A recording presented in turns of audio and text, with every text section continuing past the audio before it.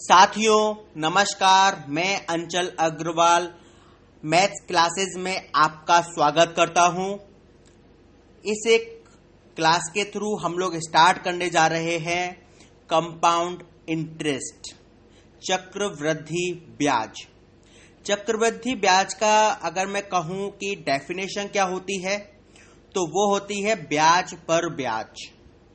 अर्थ क्या है, कैसे कैलकुलेट करते हैं, क्या चीजें होती हैं, इन सब पर हम लोग बातें करेंगे।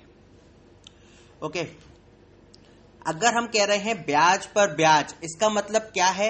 इसका मतलब है कि आपको जो ब्याज मिली है उस पर भी आपको ब्याज मिलेगी। जैसे सिंपल इंटरेस्ट जब हम लोगों ने किया था, हमने क्या करा था कि मान लो 100 रुपए पर 8% की दर से ब्याज मिल रही है, 5 वर्षों के लिए निकालनी है। तो हम क्या कर सकते हैं, दो मेथड थे। या तो हम PRT/100 का फॉर्मूला लगा दें, या फिर हम सिंपल 1 साल की ब्याज निकाल लें।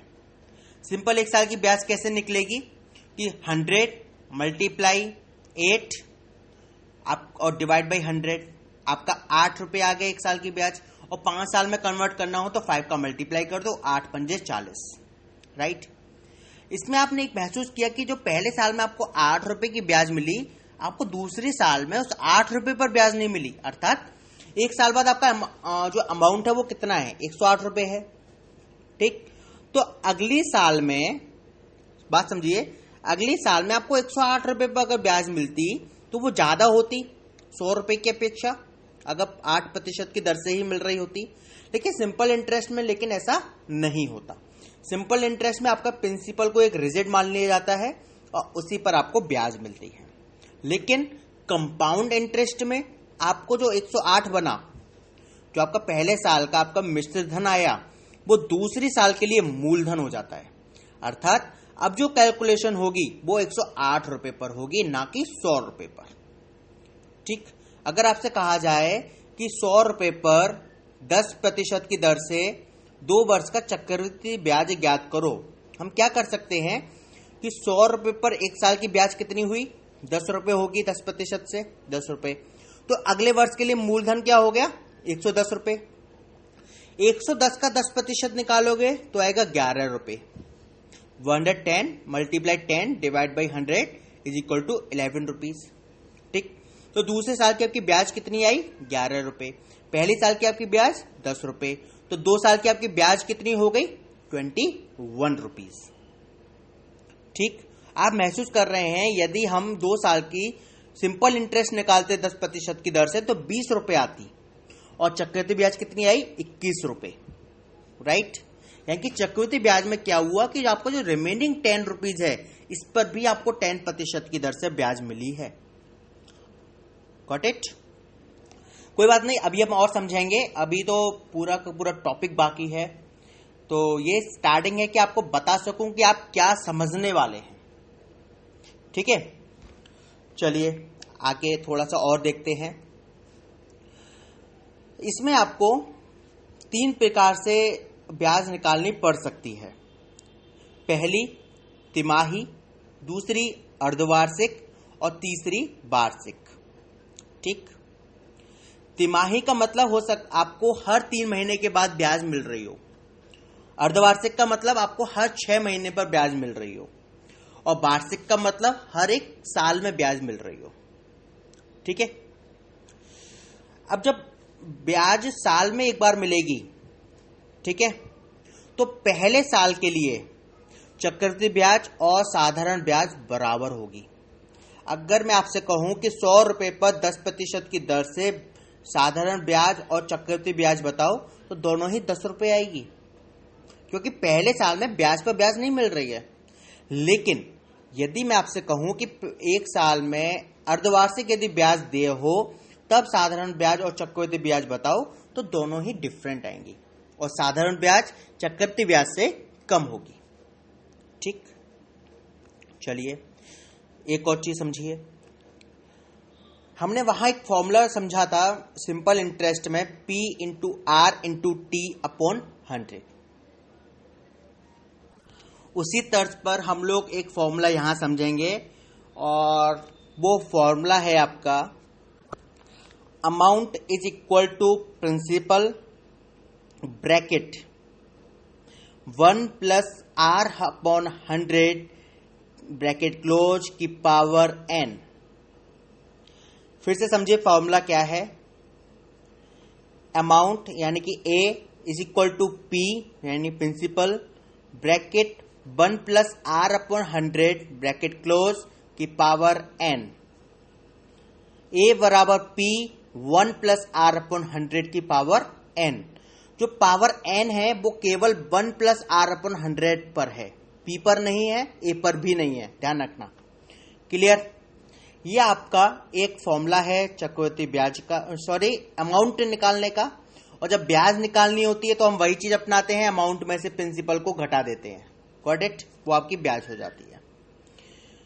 ओके, हम कोशिश करेंगे कि हमें कम से कम इस्तेमाल करना पड़े इस फॉर्मूला का और अधिक से अधिक हम सॉल्व करें तो अपनी एक मेंटल पावर से करें, अर्थात ऑप्शन के थ्रू अधिक से अधिक सॉल्व करने का प्रयत्न करें हम लोग। ओके, और प्रश्नों को समझने का अधिक से अधिक हम लोग प्रयास करें। एक और चीज, जैसा कि मैंने आपसे कहा था कि ब्याज 3 प्रकार से संयोजित की जा सकती है। पहला तिमाही, दूसरा अर्धवार्षिक, तीसरा वार्षिक। देखिए, एक साल में 4 तिमाही होती है, अर्थात अगर हम 3-3 महीने में स्लॉट बांटें तो 4 बार बांट सकते हैं, मतलब जनवरी, फरवरी, मार्च, अप्रैल, मई, जून, जुलाई, अगस्त, सितंबर and October, November, December, 4 slot हो गए। जब ब्याज तिमाही समायोजित करनी होती है तो जो रेट ऑफ इंटरेस्ट होती है उसमें हम डिवाइड कर देते हैं 4 का और टाइम में हम मल्टीप्लाई कर देते हैं 4 का। ठीक है, मतलब रेट ऑफ इंटरेस्ट में तो हम 4 का डिवाइड करते हैं और टाइम में हम 4 का मल्टीप्लाई करते हैं। ठीक है, इसी प्रकार जब अर्धवार्षिक समायोजित करनी होती है ब्याज तो रेट ऑफ इंटरेस्ट में हम डिवाइड करते हैं 2 का और टाइम में हम लोग मल्टीप्लाई करते हैं 2 का।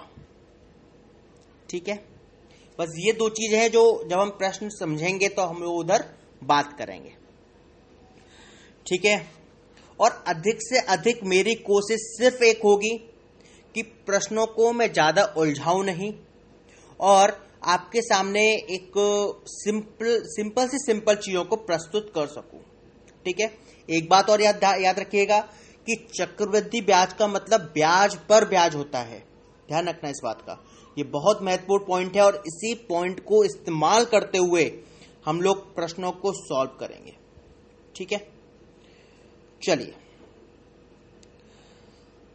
4,500 रुपए का 8% वार्षिक चक्रवृद्धि ब्याज की दर से 2 वर्ष का चक्रवृद्धि ब्याज कितना रुपया होगा। समझिए प्रश्न को।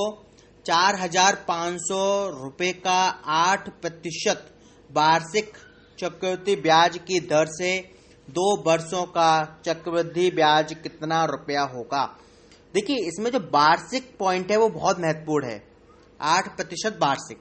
ठीक है, जो मैंने आपको तीनों चीज बताई कि इसमें कोई भी चीज कह सकता है, 8% अर्धवार्षिक भी बोल सकता था, 8% तिमाही भी बोल सकता था, तो ये आपको थोड़ा सा याद रखना होगा।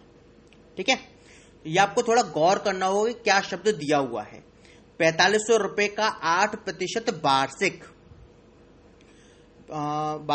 चक्रवृद्धि ब्याज की दर से 2 वर्षों का चक्रवृद्धि ब्याज कितना रुपया होगा, ये आपका एक प्रश्न है। देखिए, हम सबसे पहले क्या करेंगे, हमने क्या सीखा था, सिंपल इंटरेस्ट हम लोग सीख चुके हैं, हमारी एक नींव वहां बनी हुई है, तो उसका हमें अधिक से अधिक फायदा उठाना है।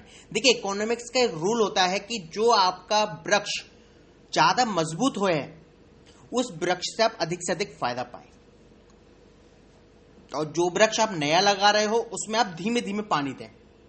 ठीक है, और जो मजबूत है उसको अधिक से अधिक पानी दें, उसे अधिक से अधिक आप लोग क्या बोलते हैं उसको छाया देने दें, मतलब उसका अधिक से अधिक आप लोग उपयोग करें।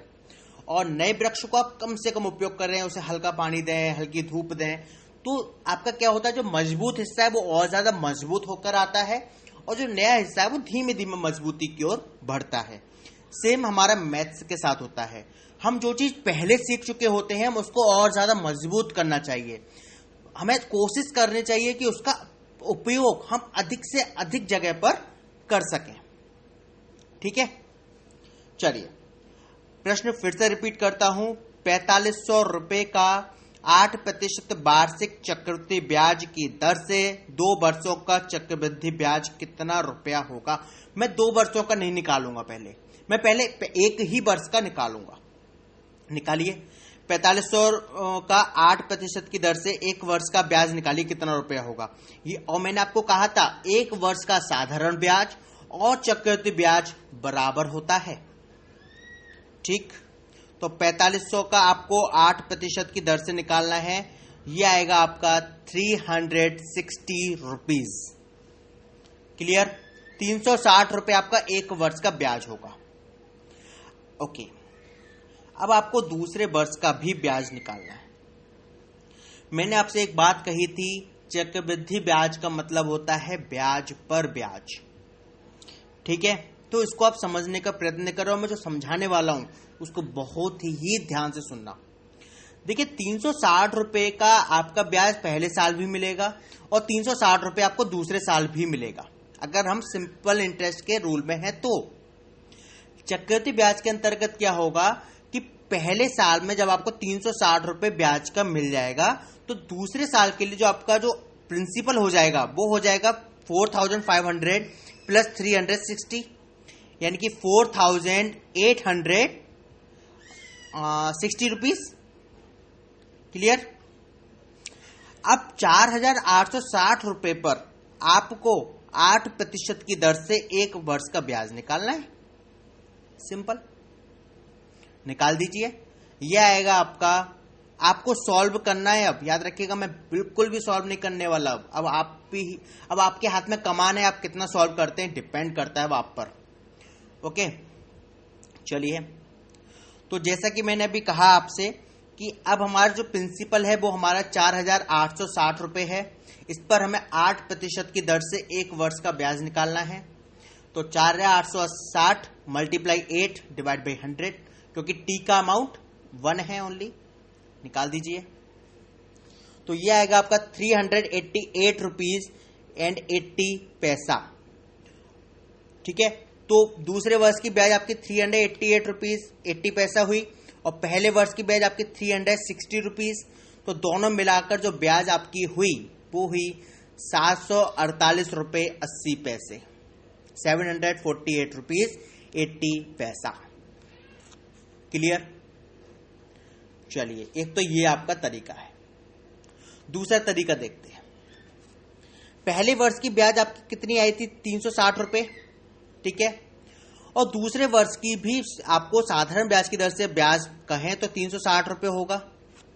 ठीक है, यानी कि सिंपल इंटरेस्ट से हम निकालते तो 2 वर्ष की ब्याज हमको 720 रुपए मिलती। ये बात आपको क्लियर होगी। देखिए, दूसरे वर्ष में क्या है कि जो 360 रुपए हैं वो भी तो आपके हम प्रिंसिपल में ऐड हो गए, जो मैंने अभी ऐड करके आपको बताया था, है ना। ठीक है, तो 360 रुपए पर भी आपको 8% की दर से ब्याज मिलेगा। ठीक है, बस आप क्या कीजिए कि दोनों ईयर्स के 360 360 ऐड कर लीजिए और एक बार में आप 360 का 8% की दर से ब्याज निकाल दीजिए।